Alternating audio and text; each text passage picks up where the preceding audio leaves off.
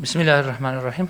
Değerli arkadaşlar, kapalı oturumun tam başladığı bir ana denk geldiği basın açıklamamız hızlı bir şekilde bitirmeye çalışacağım. Katılımınız için teşekkür ediyorum.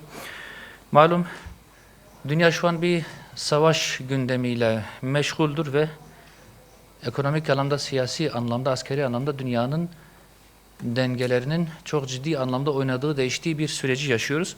Gazze'deki insanlık dışı yıkım ve abluka devam ederken soykırım ortakları olan Amerika ve Siyonist rejim bu kez İran İslam Cumhuriyeti'ne saldırdı. Yöneticilerden güvenlik personeline, çocuk okullarından hastanelere kadar her yeri hiçbir ahlaki ve insani ölçüye uymadan hedef aldı, hedef almaya devam ediyor. İran'ın Siyonist rejimi ve Amerika'nın bölgedeki üsleri dahil tüm askeri varlığını hedef alması ve vurduğu şiddetli darbeler soykırım çetesini ciddi biçimde tedirgin etti. Bölge ülkelerini, uluslararası güçleri, silahlı milis grupları savaşın içine çekerek hedef küçültmeyi planlıyorlar. Bu şekilde savaşı bütün bir coğrafyaya yaymak istiyorlar. Özellikle soykırımcı Siyonist çetenin istihbaratı tarafından planlandığı belli olan False Flag saldırıları ile Türkiye ve Azerbaycan'ı savaşta kendi taraflarına çekmek istediler. Böyle denemeler yapıldı ki muhtemelen bu denemeler daha da devam edecek. Siyonist rejimin bundan sonraki hedefinin Türkiye olduğuna dair siyasi ve askeri çevrelerce artık açıkça dillendirilen senaryolara rağmen Gazze'de soykırım gerçekleştiren ve İran'da sivil alanları bombalayan güçlerin yanında görünmenin insani ve ahlaki açıdan hiçbir açıklaması yoktur. İktidarın bu konuda daha sağlıklı bir noktada durması, provokasyonlara gelmemesi çok önemlidir.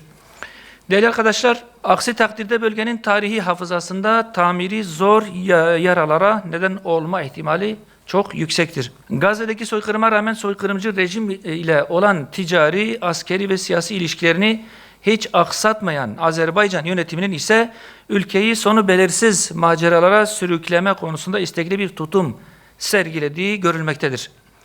Aliyev yönetimi Azerbaycan'ın tarihin hafızasında soykırım destekçisi olarak anılmasına neden olacak ve Azerbaycan halkının kimliğine zarar verecek her türlü girişimden uzak durması gerekir. Biz bunu çok önemsiyoruz. Herkes şunu iyi bilmelidir. Şimdiye kadar olduğu gibi bundan sonra da işgalciler ve soykırımcı katiller işledikleri cürümlerden sonra bölgeyi terk edeceklerdir. İşbirlikçiler ve soykırım destekçileri de rezil olacaklardır. İnanç ve değer dünyamız bizi ortak çıkarlarda değil, yüce insani değerler etrafında birlikte olmaya davet etmektedir. Değerli basın mensubu arkadaşlarım, soykırımcılar ile birlikte olmak yerine ortak tarih, kültür ve inanç değerlerine sahip olduğumuz kardeşlerimiz ile beraber olmalı, sorunlarımızı aramızda çözmeli, emperyalistlere karşı ittifaklar kurmalıyız, kurabilmeliyiz.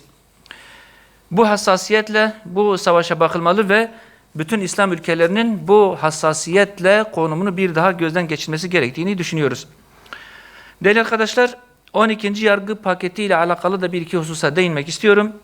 Malum gündemde 12. yargı paketinin yakın bir tarihte meclise geleceği konuşuluyor. Adalet Bakanı Sayın Akın Gürlek'in göreve başlamasının ardından özellikle 12. yargı paketi kapsamında kamuoyuna yaptığı açıklamaları dikkatle takip ediyoruz. Boşanma davalarında tarafların boşanma konusunda anlaşmaları halinde bu hususun arabuluculuk yoluyla sonuçlandırılması, nafaka, tazminat ve velayet gibi taleplerin ise ayrı yargılamalara konu edilmesi yönündeki yaklaşım, yıllarca süren davaların doğurduğu mağduriyetlerin azaltılması bakımından çok önemlidir. Ancak son yıllarda artan boşanmalar, evliliğin giderek zorlaşması ve aile içi sorunların neredeyse tamamen bütün boyutlarıyla mahkeme süreçlerine bırakılması, aile kurumunun ciddi şekilde sarsıldığını göstermektedir.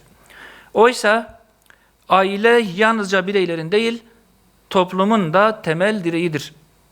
Değerli arkadaşlar, bu nedenle aileye yönelen tehditlerin bertaraf edilmesi ve aile içi uyuşmazlıklarda tarafları uzlaşmaya teşvik edecek aile hakemliği ve aile arabuluculuğu mekanizmalarının hayata geçirilmesi, hukuk mevzuatımıza bunun kazandırılması çok büyük önem arz etmektedir. Öte yandan yargı süreçlerinin uzunluğu geciken adalet sorununu derinleştirmektedir. Hedef süre uygulamalarının fiilen işler hale getirilmesi ve yargılamaların daha hızlı, daha etkin ve sonuç alıcı şekilde yürütülmesini sağlayacak düzenlemeler kaçınılmazdır. Ayrıca infaz sistemindeki farklı uygulamaların doğurduğu eşitsizliklerin giderilmesi, adli ya da siyasi suç ayrım yapılmaksızın tekli ve adil bir infaz sisteminin tesis edilmesi de toplumsal beklentiler arasındadır. Önümüzdeki günlerde çıkarılması öngörülen 12. yargı paketinin bu alanlarda güçlü düzenlemeler içermesi gerektiğini düşünüyoruz. Bu vesileyle katılımınızdan dolayı sizlere teşekkür ediyorum.